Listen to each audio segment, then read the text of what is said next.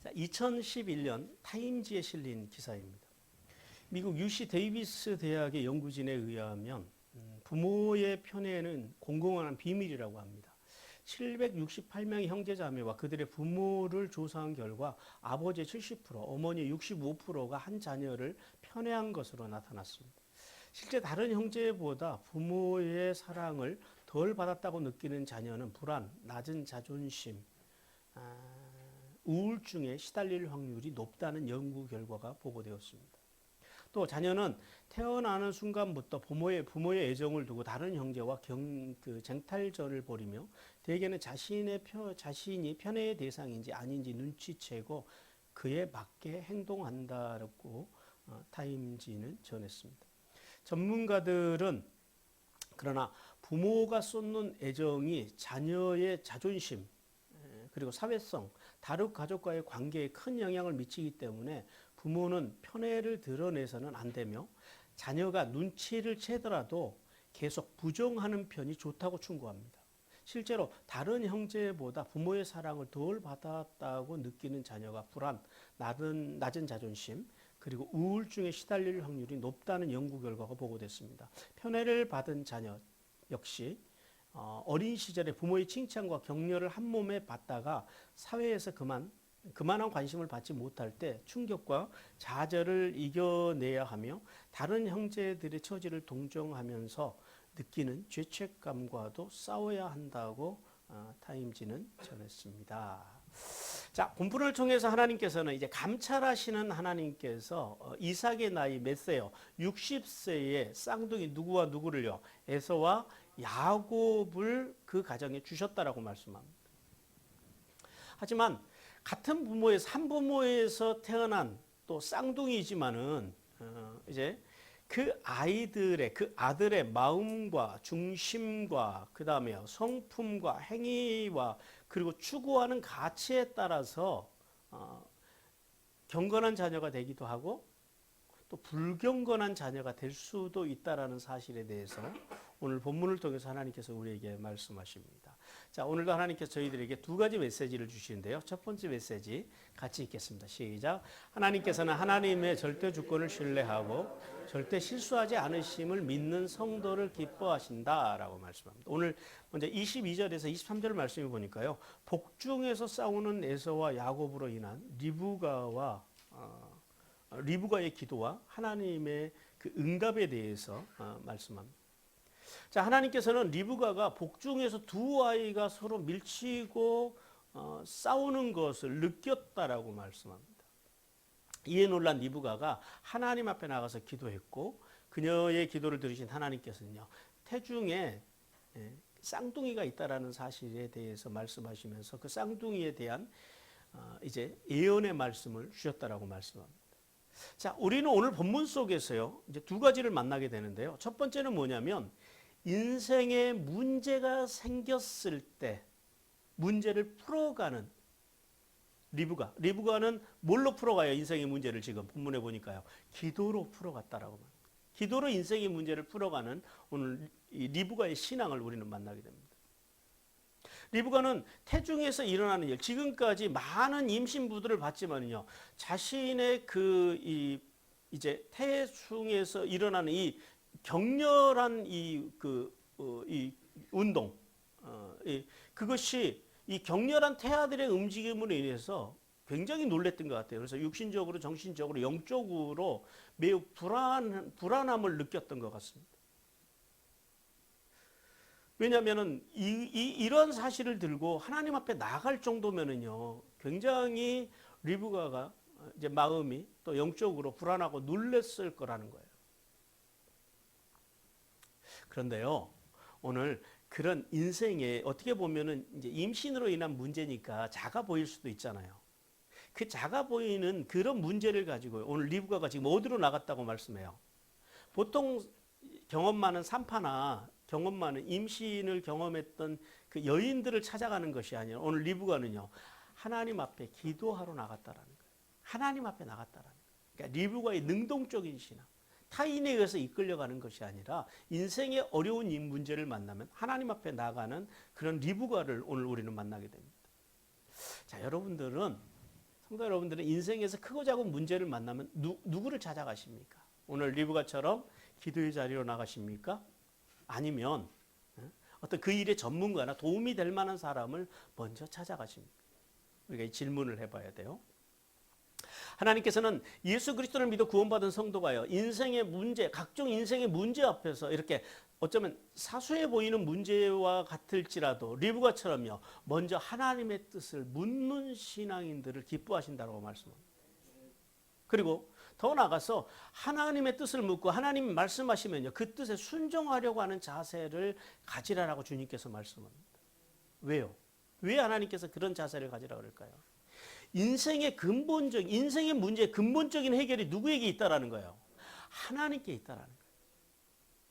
우리를 육신적으로, 정신적으로, 영적으로 불안하게 하는 그 문제들 가운데서 참된 평안과 번영을 누릴 수 있는 길이 어디에 있다고요? 하나님께 있다라는 거예요.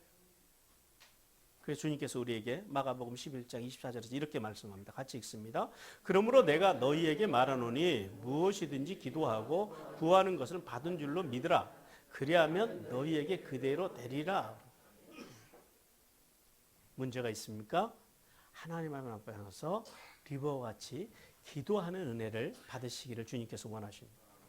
다음으로 우리가 두 번째 만나볼 수 있는 것은 뭐냐면 복중에 있는 아이들에 대한 하나님의 예언입니다. 하나님의 그 예언의 말씀을 통해서 주권적인 하나님을 우리는 만납니다.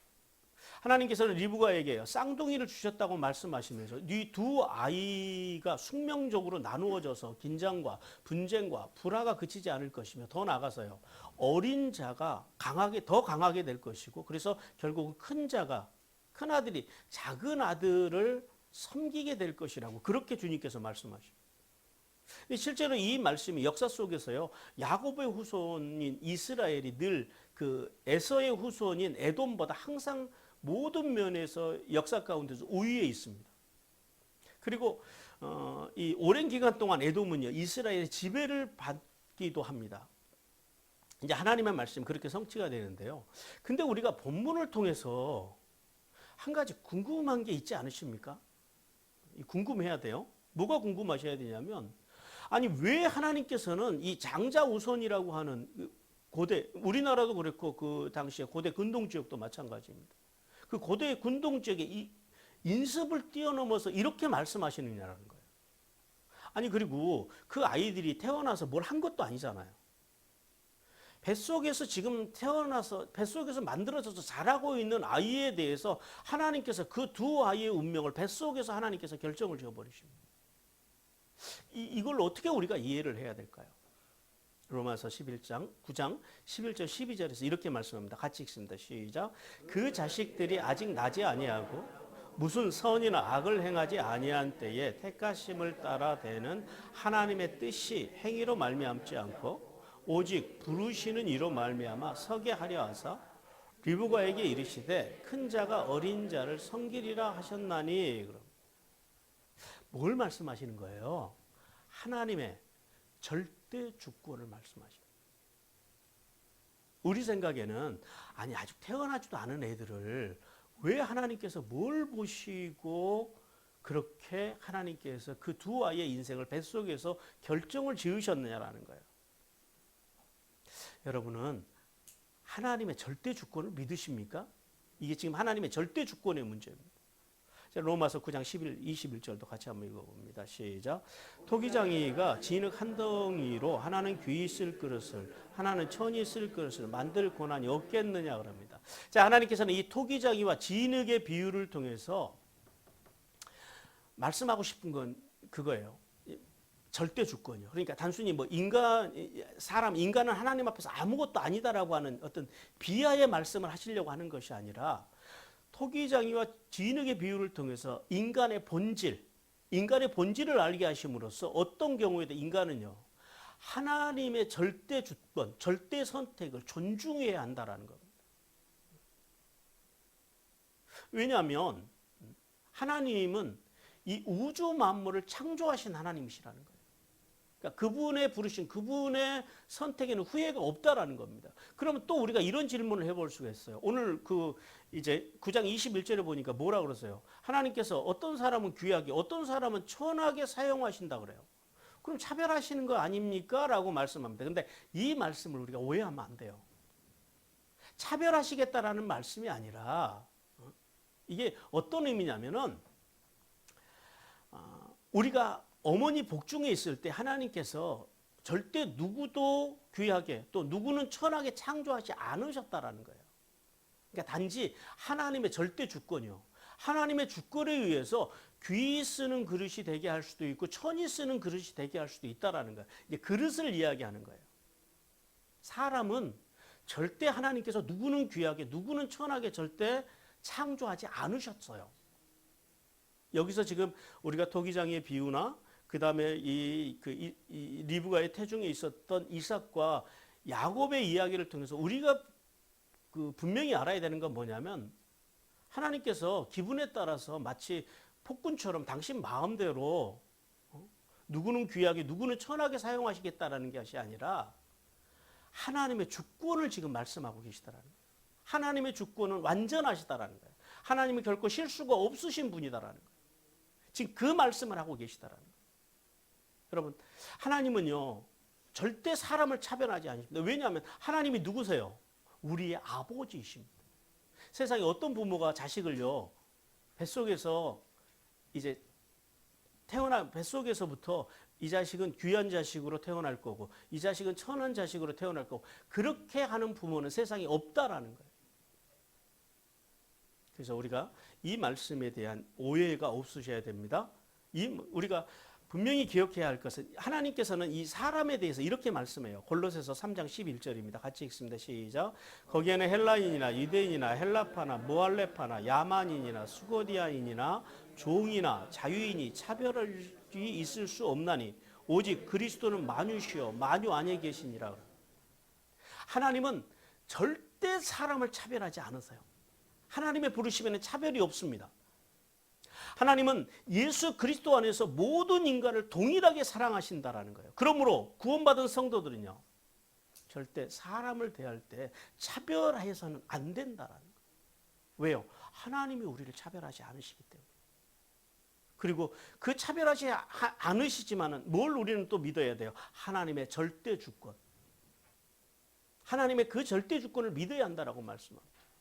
분명한 것은 하나님이 그렇게 말씀하시고 그렇게 선택하셨을 때는 하나님의 분명한 뜻이 있다라는 거 우리가 다 이해할 수는 없지만 우리 머리로는 이해가 안 되고 우리 머리로는 다 받아들여지지 않지만은 하나님이 그렇게 말씀하시고 그렇게 선택하셨을 때는 거기엔 분명한 이유가 있다라는 사실을 깨닫고 감히 피조물로서 신비하신 하나님의 이 선택에 대해서 절대 주권에 대해서 왈가왈부할 권한이 없다라는 거예요. 그 사실을 깨달아야 됩니다. 그러므로 성도는 나를 나되게 하신 하나님. 무슨 말이에요?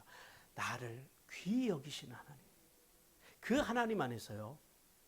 오늘 이런 말씀들을 통해서 그럼 하나님께서 우리가 그렇게 오해하는 사람들 많이 있잖아요. 저 사람은 나보다 귀하게 사용하시는 것 같고 나는 저 사람보다 좀 천하게 사용하시는 것 같고 이런 오해들 해보신 적 있으세요? 없으세요?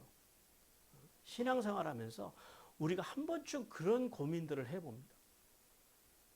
근데 그것은 여러분의 완벽한 오해라는 거예요. 하나님은 누구도 더 귀하게, 누구도 더 천하게 창조하지 않으셨다라는 거예요. 우리가 분명히 깨달아야 하는 것은 그거예요. 그러므로 성도는 나를 나되게 하신 하나님 안에서 내 귀함을 알고요. 또 내가 귀한 만큼 누구의 귀함을 알아야 돼요? 이웃의, 자녀의, 다른 사람의 귀함을 알고 하나님 앞에서 서로를 귀히 여기고 사랑하며 살기를 주님께서 원하십니다. 그리고 계속해서 24절과 26절을 통해서 하나님께서는 이삭의 나이 60세에 에서와 야곱이 태어났다라고 말씀합니다. 하나님께서는 이제 때가 찾아 이제 리브가를 통해서 건강한 쌍둥이를 낳게 하셨다고 말씀합니다. 자, 첫 번째 태어난 아들이 누구예요? 에서입니다. 에서. 첫 번째 그 히브리어는 에사우라고 합니다. 이 무슨 뜻이냐면은 털이 많다라는 뜻입니다. 그리고 굉장히 에서의 이름이 직관적이에요. 태어나서 보니까 아기가 털이 많아요. 털옷을 입은 것 같이 신생아가 그렇게 털이 많은 상태로 태어났어요. 그래서 너는 털이 많은 사람에서 에서라고 이름을 줬다라는 거예요. 근데 이 에서의 출생과 그의 이름을 통해서 우리가 생각해 볼 수 있는 건 그거예요. 이 태어나면서부터 이 야성적인 기질과 짐승과 같은 난폭함을 가지고 살 것임을 오늘 본문을 통해서 우리에게 암시하고 있다라는 겁니다. 실제로 에서는 자라서요. 그의 이름의 특징대로 광야를 누비는 사냥꾼으로서 거칠고 호방한 삶을 살아갑니다. 자, 두 번째 태어난 아들은 누구예요? 야곱입니다. 야곱. 야아코브라고 합니다. 야아코브. 뒤쫓는 자, 발꿈치를 잡은 자, 이런 의미가 있습니다. 그런데 어떤 성경학자들은 이 야코프라고 하는 그 이름이 야코프 엘, 그러니까 하나님이 지켜주시기를 바란다라는 의미의 그 야거라는 거예요. 그냥 단순히 그 야곱의 이름이 그렇게 뒤꿈치를 잡는 자라는 의미만 담고 있는 걸 아시라고 이제 이렇게 주장하는 그 학자들도 있더라고요. 근데 이제 중요한 것은 결국 이제 야곱이 그렇게 가요. 그의 인생이 결국 하나님이 지켜주시는 인생으로 가게 되는데, 그런데 야곱이 이 형 에서의 발꿈치를 잡고 태어난 것에 대해서도 또 이제 어떤 학자들은 의문을 가져요. 왜냐하면 의학적으로 그게 불가능하답니다. 왜냐하면 쌍둥이가 태어나면은 짧게는 1시간, 길게는 3일 정도의 시차를 두고 태어난대요. 그래서 어떤 학자들은 이 야곱 에서의 발꿈치를 잡았다라고 하는 말씀을 어떻게 이제 이해를 하냐면은 이제 야곱이 평생에 에서와 경쟁 의식을 가지고 살아갑니다. 이 경쟁 의식을 살아갈 것에 대한 문학적인 표현으로 보기도 해요. 실제로 야곱 27장에서는요. 형과의 경쟁에서 이기기 위해서 아버지 이삭을 속입니다. 그죠? 그리고 32장에 가면은 이 화가 난 그 에서를 달래기 위해서 선물로요. 잔대가리를 굴려요. 잔머리를 굴려요. 그래서 이 형의 복수를 좌절시키기도 합니다. 그런데 문제는 하나님께서는요. 오늘 본문의 말씀과 같이 야곱이 그렇게 태어났다라고 말씀합니다. 우리 호세아 12장 3절 말씀 같이 읽습니다. 시작. 야곱은 모태에서 그 형의 발 뒤꿈치를 잡았고 또 힘으로 하나님과 겨루되. 그럼. 자, 야곱의 인생은요. 이스라엘이라고 하는 새 이름을 얻기까지 그래서 일평생 동안 그의 이름대로 경쟁 의식 때문에 수많은 이제 직면을 당하고 살아가는 인생을 살아갑니다. 형도 속이고 아버지도 속이고 남을 속이는 인생을 살았는데 원래 사기꾼들이요. 나중에 가면 더 큰 사기꾼을 만나서 망합니다. 야곱이 꼭 그런 형국이었어요. 어떤 더 큰 사기꾼을 만나요? 누구를 만나요? 라반을 만나요. 삼촌 라반을 만나가지고 라반한테 속아가지고 20년을 그야말로 그냥 날고생을 합니다. 뿐만 아니라 그가 딸 디나의 사건으로 인해서요. 시므온과 레위가 세겜 족속을 할례를 시켜놓고 다 쓸어버립니다. 그 사건으로 인해서 야곱의 가문이 멸문지화의 위기에 처하기도 합니다. 여러분, 그러니까 우리가 잘 살아야 돼요. 남을 속이고 살고 사기치고 사는 사람들은요. 하나님께로 돌아와도 고난이 많아요. 그러니까 애시당초 우리가 정직하게 살아가는 삶을 살아야 됩니다. 성도 여러분, 우리가 본문을 통해서 분명히 알아야 할 것은 하나님은 사람을 선택하실 때 오늘 본문을 통해서 우리에게 주시는 메시지는 그거예요. 자질과 조건을 보시지 않는다라는 거예요. 자질과 조건으로 보면은요, 야곱보다 에서가 훨씬 더 좋아요. 남성답잖아요. 지도자감입니다. 그런데 하나님께서는요, 뭐에 따라서 사람을 선택하신다고요? 조건과 자질이 아니고 하나님의요, 주권. 하나님의 절대 주권을 따라서 사람을 선택하십니다. 에베소서 2장 8절 9절 같이 읽습니다. 시작. 너희는 그 은혜에 의하여 믿음으로 말미암아 구원을 받았으니 이것이 너희에게서 난 것이 아니요 하나님의 선물이라. 행위에서 난 것이 아니니 이는 누구든지 자랑하지 못하게 합니다. 왜 하나님께서는 우리를 조건에 따라 선택하지 않으시고 나같이 우리같이 부족한 사람들 야곱과 같이 에서와 같이 좀 멋있는 인생 선택하시면 좋잖아요. 근데 그러지 아니고 야곱과 같이 형에 비해서는 한참 떨어진 그런 사람들을 택해서 하나님의 역사를 이어가시냐라는 거예요. 여러분, 하나님의 역사는요, 은혜의 역사라는 사실을 오늘 우리에게 말씀하고 계시다라는 거예요. 우리가 이 땅에서 누리는 구원의 복, 그리고 이 땅에서 누리는 모든 은혜가요, 다 누구를 통해 주신 은혜라고요? 예수 그리스도를 통한 선물이라는 거예요. 그래서 누구도 하나님 앞에서 받은 은혜에 대해서, 받은 복에 대해서 자랑할 것이 없다라는 거예요. 그러므로 예수 그리스도로 구원받은 성도들은 현재 누리고 있는 구원의 복과 땅의 복이 예수님 안에서 은혜로 주어진 선물임을 기억하고 겸손하게 감사함으로 살아가야 한다라고 주님께서 오늘 말씀하십니다. 그리고 우리가 여기에서 이제 한 가지 더 분명히 기억해야 하는 것이 있어요. 아무리 야곱과 같이 선택받은 인생이지만은요, 선택받았다가 끝내 버림받은 대표적인 두 인물이 있지요. 생각나는 사람이 누가 있습니까? 첫 번째는 사울. 이스라엘의 초대 왕이었던 사울. 그다음 신약에 오면은 또 선택받았다가 버림받은 또 대표적인 인물이 누구예요? 가룟유다. 야곱과 같이 하나님의 주권적인 선택을 받긴 하지만은 그들이 왜 버림을 받아요? 그들이 말씀과 예배와 기도로 마음과 믿음을 경영하지 못했다라는 거예요. 우리의 인생은 하나님의 주권적인 선택을 받은 것으로 끝나는 것이 아니라 우리가 살아가는 동안에요, 우리가 받은 구원을 하나님 앞에 하나님 앞에 돌아가서 늘 관리하는 신앙을 살아야 된다. 그러지 않으면은요, 선택을 받았더라도 버림을 받을 수 있어요. 반대로요, 에서와 같이 선택을 받지 못했지만은요, 하나님의 구원의 역사에서 귀하게 쓰임 받은 사람들이 여러 사람이 있지만 대표적인 사람들이 있습니다. 구약에 가면 대표적인 사람이 누구냐면 기생 라합입니다. 또 한 사람이요, 모압 여인 롯입니다.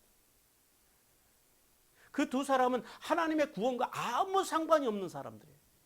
그런데 그들이요, 슈브 하나님께로 돌아와서 하나님의 나라와 교회를 세우는, 그 나라를 세우는 일, 하나님의 나라를 세우는 일에 그들이 헌신함으로 구원의 반열에 들어가고요, 예수님의 족보까지 그 이름이 올라갔다는 사실을 우리는 기억해야 합니다. 그러므로 하나님의 주권적인 선택은 큰 구속사의 큰 줄기로 흐르는 거예요. 그리고 그 속에서 내가 순종의 삶을 살 것인지, 내가 받은 구원의 은혜를 잘 관리하면서 살 것인지, 그건 또 누구의 몫이라고요? 우리가 잘 경영해야 될 몫이라는 거예요. 그래서 우리가 우리의 마음과 믿음을 잘 경영함으로 이제 우리가 이 구원의 반열에서 떨어져 나가지 않는 귀한 은혜를 받기를 주님께서 원하십니다. 사랑하는 성도 여러분, 인생길을 걸어가면서 이렇게 우리가 이해할 수 없는 일을 만나, 이해할 수 없는 하나님의 주권적인 선택을 만나요. 그때는 그래서 인생이 돌아가는 것 같고, 때로는요 가슴이 막 뛰어요, 심장이 울렁거려요. 그럴지라도 여러분, 하나님의 부르심에는 절대 후회함이 없음을 믿으시기 바랍니다. 하나님의 선택을 존중하시기 바랍니다. 하나님의 선택을, 절대 주권을 신뢰하시길 바랍니다. 그렇게 하늘에 있으리며 땅에 기름진 복을 받는 성도들이 되기를 간절히 주님께서 원하십니다. 자, 두 번째 메시지 같이 읽겠습니다. 시작. 하나님께서는 구원받은 성도의 삶에서 편애와 거짓과 불경건한 삶이 없어야 한다라고 말씀하십니다. 자, 오늘 27절과 오늘 28절 말씀을 보니까요, 에서와 야곱의 성장과 부모의 편애에 대한 말씀들이 나옵니다. 자, 하나님께서는 두 아이가 잘 자라서 큰아들 에서는요, 어떤 사람이 되었대요? 탁월한 사냥꾼이 되어서 들판을 뛰어다니는 사람이 되었다고 말씀합니다. 그리고 또 야곱은요, 조용한, 그러니까 이 조용하다라는 말은 온전해서 책망할 것이 없는 사람으로 자랐다라고 말씀합니다.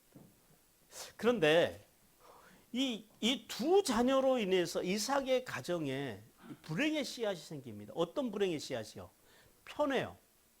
편애라고 하는 불행의 씨앗이 달아요. 먼저는 에서를 향한 이삭의 편애입니다. 오늘 본문 말씀에 보면요, 이삭이 에서를 왜 편애했다 그래요?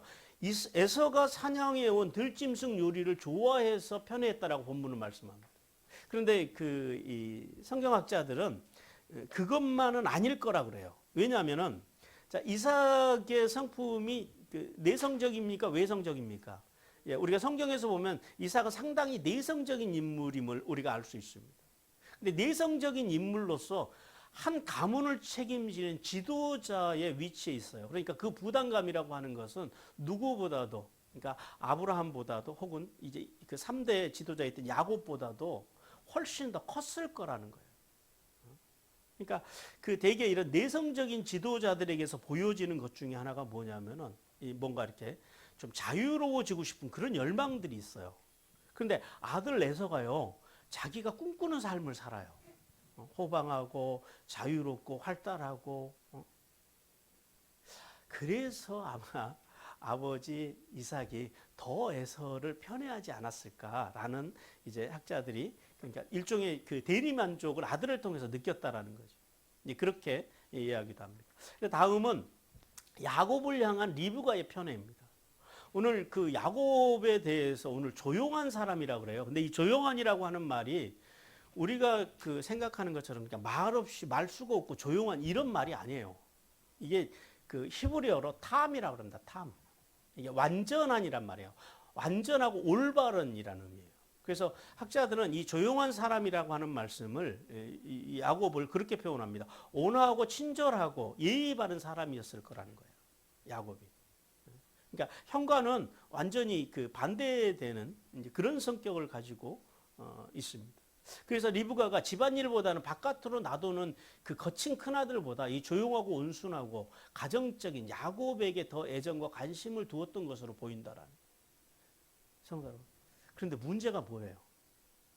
아니, 어떻게 해서 이 자식이 더 내가 마음이 가고 더 끌리는 것까지는, 편애하는 것까지는 괜찮아요. 근데 이것이 그 가정에서 노골적으로 표현이 돼버렸다라는. 앞에서 우리가 그 예화에서 봤지만은요, 부모의 감정에 따라서 부모가 자녀를 편애하는 것은 이건 살아가면서 우리가 자연스럽게 만나는 감정 안에서 일은 자연스러운 일이라는 거예요. 그런데 주님께서는 예수 그리스도를 믿어 구원받은 성도들은요, 그런 감정이, 그런 편애하는 마음이 안에는 있을지라도 그것이 어떻게 되지 말아야 된다고요? 그것이 바깥으로 표출되면 안 된다라는 거예요, 자녀들에게. 지금 그 말씀을 하시는 거예요. 그러니까 부모가 자식을 편애하는 것, 우리가 누가 더 좋고 누가 더 싫어하는 그런 감정은 누구에게나 다 있지요. 우리가 레위기를 공부하지만은요, 레위기 13장에서 지금 우리가 13, 14장에서 나병에 대해서 지금 우리가 말씀을 아침 묵상을 통해서 합니다만은 가만히 안에 있는 거는 괜찮아요. 그건 그냥 피부병이에요. 죽을 병일지라도 그것은 정결하다 그래요. 근데 문제는 뭐냐면은, 문제는 그것이 확산되어져 간다라는 거. 그것이 문제라는 거예요. 부정이 확산되어져 가는 거예요. 근데 이 가정에서는 그 부정이 지금 확산되어져 가고 있다라는 거예요. 그것이 문제라는 겁니다. 그래서요, 결국 무슨 일이 나요? 자녀들 간의 경쟁과 질투와 시기와 가정의 분란이 일어났다라는 거예요. 자, 보세요. 이삭과 리브가의 이 두 사람의 편애가 자식들에게 그냥 고스란히 드러남으로 인해서요, 두 아들이 평생 어떻게 살아요? 원수처럼 살아가. 누구 작품이에요?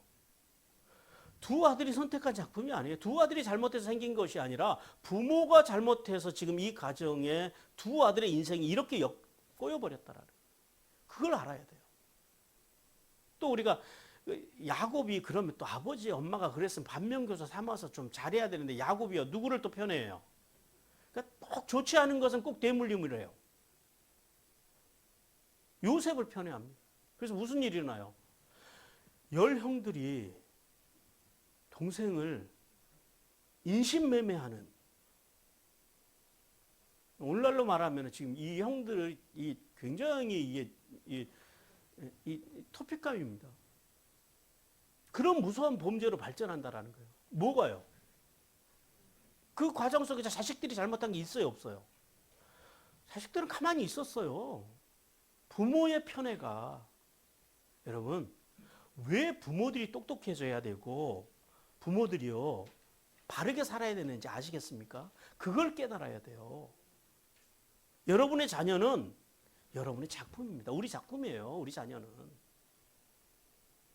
어떻게 하다 저놈이 태어났을까? 저도 가끔가다 우리 아들 보면서 그런 이야기를 한 적도 있습니다만은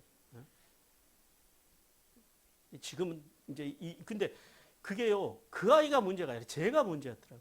제 안에서 풀리고 나니까요. 지금은 아이들하고 지금은 그 친구처럼 지내요. 친구처럼 대화하고. 문제는 자식이 문제가 아니라 누가 문제라고요? 부모가 문제라는 거예요. 하나님께서는요 절대 자식을 편애하지 말고 그 편애함을 드러내지 말라라고 말씀합니다. 우리 신명기 21장 15, 16절 같이 읽습니다. 시작. 어떤 사람이 두 아내를 두었는데 하나는 사랑을 받고 하나는 미움을 받다가 그 사랑을 받은 자가 미움을 받는 자가 둘 다 아들을 낳았다 하자. 그 미움을 받는 자의 아들이 장자이면 자기의 소유를 그의 아들에게 기업으로 나누는 날에 그 사랑하는 자의 아들을 장자로 삼아 참 장자 곧 미움을 받는 자의 아들보다 앞세우지 말고. 그러면 이 무슨 말씀인지 이해가 되시죠? 내가 편애하는 자식이라고 해서 그것을요 편애하는 자식이니까 내가 재산을 그 편애하는 아들이 작은 자식이라고 그 자식한테 더 주고 하지 말라라는 거예요. 공정하게 큰아들에게는요 2배의 몫을 주라는 거예요. 설령 내가 마음에 안 들어도. 내가 좋아하는 자식이 아닐지라도 자식을 편애함으로 대하지 말라라는 거예요. 그게 단순히 부모 자식 간의 문제가 아니라 그것이 누구의 불행으로 가요? 결국은 형제들 간의 불행으로 간다라는 거예요. 그러므로 구원받은 성도들은요 하나님께서 십자가로 인류를 공평하게 사랑하셨듯이요 자녀를 공평함으로 대해야 됩니다. 그리고 우리가 이제 할아버지 할머니들도 마찬가지예요. 손주들을 공평하게 대해야 돼요. 외손주, 친손주 이렇게 나누면 안 돼요. 동일한 분량으로 자녀들을 후손들을 사랑하기 위해서 발버둥 치는 신앙. 그리고 그것이 절대 후손들에게 편애가 눈치채지 않도록 지혜롭게 살아가기를 주님께서 간절히 원하십니다. 그리고 계속해서 이제 마지막 29절과 34절을 통해서 장자의 명분을 획득한 야곱에 대해서 말씀하십니다. 하나님께서 에사가 그 들에서 돌아와서 심히 피곤할 때 오늘 우리 성경에는 죽이라 그랬는데요. 죽이라고 번역해도 뭐 틀리진 않습니다만은 붉게 끓인 국 이렇게 하는 게 훨씬 원문에 가깝습니다. 그냥 국입니다. 이제 이스라엘 사람들은 빵과 함께 먹는 그 국이 있거든요. 우리 국과 같이 그 국을 끓여놓고 장자의 명분을 거래했다라고 말씀합니다. 근데 이에 대해서 에서가요, 이 장자의 명분을 가볍게 여김으로 이 붉은 국 한 그릇과 그리고 떡 한 덩어리의 그 장자권을 바꿔버렸다라고 말씀합니다. 이 고대 근동에서는 이 장자권이라고 하는 것은 매우 소중한 것입니다. 왜냐하면은 이 장자권은 첫 번째로 아버지를 이어서 그 가문을 이어가는 권위를 승계받는 거예요. 그다음 두 번째는요, 사회적으로 그 가문의 대표자로 인정받는 것입니다. 우리 창세기 27장 29절 같이 읽습니다. 시작. 만민이 너를 섬기고 열국이 내게 굴복하리니 내가 형제들의 주가 되고 내 어머니의 아들들이 내게 굴복하며 너 저주하는 자가 저주를 받고 너를 축복하는 자는 복을 받기를 원하노라. 이게 장자가 받는 복이에요. 장자에게는 이런 복이 임합니다. 그런데 세 번째는 다른 형제들보다요 두 배의 유산을 받아요. 우리 신명기 21장 15절도 같이 읽어봅니다. 시작. 장자로 인정하여 자기의 소유에서 그에게는 두 몫을 줄 것이니 그는 자기의 기력의 시작이라 장자의 권리가 그에게 있음이라 그럽니다. 이게 장자의 권리예요. 두 배의 몫을 받는 것. 자, 본문을 통해서 하나님께서는 이 장자권을 대하는 에서와 야곱과 에서 이 두 사람의 태도가 극명하게 달랐다라고 말씀합니다. 첫 번째, 그 야곱은요 장자권을 굉장히 귀히 여기는 사람이었습니다. 그리고 그것을 사모했다라는 거예요. 아브라함 가문에 흐르는 장자권을 소유한다고 하는 것, 그 장자가 된다고 하는 것, 그것은 영적으로 대단한 그 영예로운 일. 근데 그것을 야곱은 알았는데 누구는 몰랐어요. 에서는 그걸 몰랐다라는 거예요. 그런데 문제가 생겼죠. 문제가 있죠. 하나님께서 분명히 야곱과 에서가 태중에 있을 때 하나님께서 뭐라 그랬어요? 장자권이 누구에게 있다고 말씀하셨어요? 야곱에게 작은 아들에게 있다라고 말씀을 하셨는데 오늘 본문에 보니까 야곱이요. 그 장자권을 자기가 그 하나님의 때를 기다리지 못하고 자기가 형을 속이고 거짓과 기만으로 교활하게 형의 장자권을요 가서 뺏어옵니다. 왜 그랬을까요? 왜 그랬을까요? 왜 야곱은 하나님의 때를 기다리지 못하고 거짓과 기만으로 장자권을 탈취했을까요? 제가 성경을요 자세히 보니까 제가 거기서 찾아낸 답이 뭐냐면 리브가의 책임이에요. 엄마의 책임이에요. 자, 하나님께서 작은 자에게, 작은 아들에게 장자권을 주신다라고 누구에게 말씀하셨어요? 리브가에게 말씀하셨어요. 그런데 리브가가 야곱에게 그 하나님의 말씀을 전달하지 않았던 것으로 보입니다. 만약에 전달했더라면 어떻게 됐을까요? 아마 야곱은 충분히 이제 많은 분들은 야곱이 기다리지 못했다 그러는데 제가 볼 때는 그래서 못 기다린 것 같아요. 말씀을 전달받지 못하는 거예요. 성도 여러분.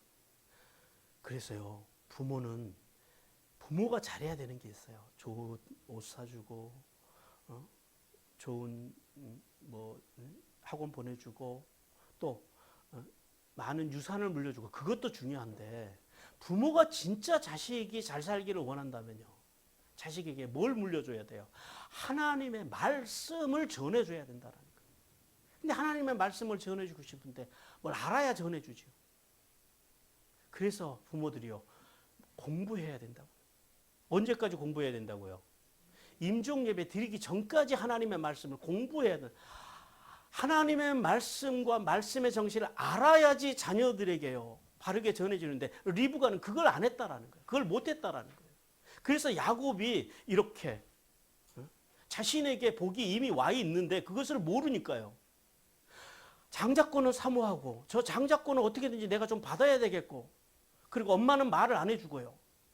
그래서 그 장자권을 그렇게 거짓과 기만으로 교활한 방법으로 취득하게 되는 그런 죄를 짓게 했다라는 거예요. 그래서요, 부모가 잘 믿어야 돼요. 부모가 하나님의 말씀을 잘 알고 부모가 그 말씀을 전달해 줘야 된다라는 거예요. 그러므로 예수 그리스도를 믿어 구원받은 이 부모들은요, 예수님이 전파하신 복음을 바르게 알고 그 복음 안에 담겨 있는 하나님의 나라의 영광을요 자녀들에게 잘 전달해 주는 생의 명, 사명이 있다라는 거예요. 언제까지요? 애들이 컸으니까 이제 알아서 하시겠지, 니들 알아서 믿어라고 하는 것이 아니라 언제까지 자녀들에게 하나님의 말씀을 계속해서 전해줘야 된다고요? 생명이 끝나는 날까지. 그게 사명이에요. 부모는요, 자신의 목에서 숨이 끊어질 때까지, 끊어지기 전까지 자녀들에게 하나님의 말씀을 전해줘야 할 사명이 있습니다. 우리 요엘서 1장 3절 같이 읽습니다. 시작. 너희는 이 일을 너희 자녀에게 말하고 너희 자녀는 자기 자녀에게 말하고 그 자녀는 후세에 말할 것입니다. 여러분, 부모가 하나님의 말씀을 정확하게 알고 말씀의 정신으로 자녀에게 그 말씀을 전달해 줄 때 그 자녀가요 또 그 자녀에게 전달해 갈 수 있다라는 사실, 그것이 하나님의 뜻이라는 사실을 깨닫기를 주님께서 원하십니다. 두 번째 이 에서의 태도입니다. 장자권을 대하는. 에서는 장자권을 오늘 본문에 보니까요 그래요, 가볍게 여겼다 그래요. 가볍게. 이 가볍게라고 하는 그 말씀은 멸시하다, 비웃다 이런 말이에요. 그러니까 그 붉은 국을 끓여놓고 자신의 장자의 명분을 팔라고 하는 야곱의 그 제안 앞에서 에서는요 가문의 이 가장으로서의 삶을 멸시했다라는 거예요. 비웃었다라는 거예요. 그것이 죄입니다. 또 한 가지 이 에서가 실수한 건 그거예요. 순간적인 이 땅의 욕망, 눈앞에 있는 그 먹을 것 앞에서 그 배고픔을 참지 못하고 그것보다요 영적인 복을 외면해버리는 그런 죄악을 저질렀다라고 말씀합니다. 그래서 이 에서의 인생에 대해서 하나님께서 이렇게 평가하십니다. 히브리서 12장 6절 같이 읽습니다. 시작. 음행하는 자와 혹 한 그릇 음식을 위하여 장자의 명분을 판 에서와 같이 망령죄가 없도록 살피라. 에서를 하나님께서 어떻게 지금 평가하고 계세요? 망령된 자. 여기서 망령되다라고 하는 말은 불경스러운 자라는 거예요. 불경스러운 죄를 저지른 자라는 거예요. 성도 여러분, 여러분은 어떻습니까? 오늘 여러분은 예수 그리스도를 믿는다고 말하면서 교회를 다닌다고 말을 하면서 어리석은 에서와 같이 이 영적인 벽을 멸시하고 살아가는 인생을 살고 있지는 않느냐라는 거예요. 눈앞에 있는 이 붉은 죽과 같은 보잘것없는 이 세상에서의 가져가지도 못할 것이고 다 쓰지도 못할 썩어질 돈, 명예, 권력, 자신의 안락함 그런 것들을 위해서 거짓과 기만으로 양심을 팔고 살아가지는 않느냐라는 거예요. 근데 더 기가 막힌 게 있어요. 어떤 사람들은요, 그렇게 거짓과 기만의 결과를 가지고 뭐라 그래요? 그걸 하나님의 뜻이라 그래요. 여러분 그런 사람들 보셨어요? 저는 봤어요.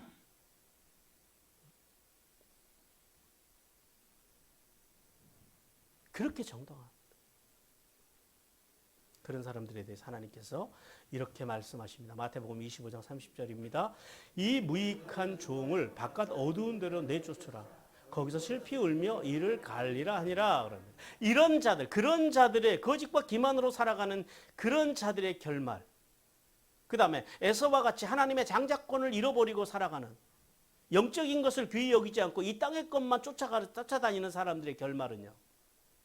결국 에서와 같이 모든 장자권을 잃어버리고 황무한 땅에서 유리방황하며 살아가는 것처럼 살아간다. 재밌는 건 그런 사람들이 이 땅에서 잠깐은 성공해요. 여러분 그런 사람들이 성공하는 걸 이상하게 생각하지 마세요. 그 성공하는 게 그게 맞는 거예요. 왜냐하면 마귀가 도와주잖아요. 성공해요. 그러나 그들이 회개하고 돌아오지 않는 한요. 하나님의 구원에서 제외돼서 바깥 어두운 데서 즉 영원한 지옥으로 쫓겨나서 슬피 울며 이를 갈게 되는 것이 그들의 운명이라는 사실을 깨닫기를 주님께서 원하십니다. 그러므로 성도는요. 야곱의 이 강교함을 우리는 정당화해서는 안 됩니다. 그런 식으로 하나님의 복을 취득하는 건 아니에요. 그러나 우리가 여기서 야곱을 통해서 한 가지 배워야 되는 건 그겁니다. 이 땅의 복과는 비교할 수 없는 하늘의 복을 사모하는 그 자세. 그 자세를 배워야 한다는 거예요. 야곱은 이 땅의 복에 관심 있는 것이 아니라 야곱이 진짜 관심이 있었던 건 뭐예요? 할아버지로부터 흐르는 그 하늘의 복, 구속사의 복을 사모했다는 그것을 쟁취해가는 과정은 옳지 않지만은 그 복을 사모하는 자세, 영적인 복을 사모하는 자세, 그리고 이 땅의 것은 경홀히 여기고 하늘의 것을 사모하는 그 신앙의 자세를 배우라고 주님께서 말씀하십니다. 사랑하는 성도 여러분, 예수님의 사랑 안에서 우리는 이제 자녀들을 어떻게 사랑해야 돼요? 골고루 사랑하는 부모들이 되어야 합니다. 그리고 설령 어떤 자식이요 막 마음이 가요. 마음이 좀 덜 가는 자식이 있어요. 절대 들키지 마세요. 들켜도 아니라고 하세요. 절대 나는 너보다 쟤가 더 좋아 그렇게 하면 안 돼요. 그거는 지혜롭지 못한 거예요. 그리고요 자녀들에게 어떻게 해야 돼요? 뭘 전해야 돼요 우리가? 이 세상에서 돈을 전하고 그런 것이 아니라 자녀들에게 먼저 신앙을 전해줘야 돼요.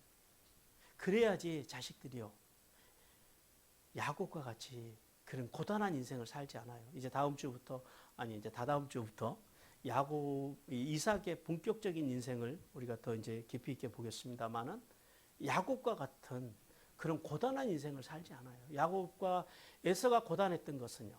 물론 본인들이 선택한 것도 있지만은 아버지 어머니의 편애 그리고 어머니가 말씀을 온전히 전해주지 못한 것 그런 데서 기인했다는 사실을 알고 우리가 하나님 안에서 이제 사랑하는 자녀들에게 하나님의 말씀과 말씀의 정신을 잘 전달해 주므로 언제까지 전달해 줘야 된다고요?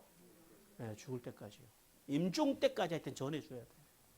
그렇게 화목한 가정을 이루어가시기를 주님께서 원하십니다.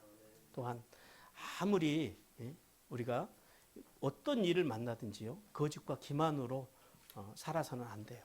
우리는요, 인간적인 방법으로 문제를 해결해 가는 것이 아니라 하나님의 때를 기다림으로 하늘의 이슬과 땅의 기름진 복을 받는 성도들이 되기를 주님께서 간절히 원하십니다.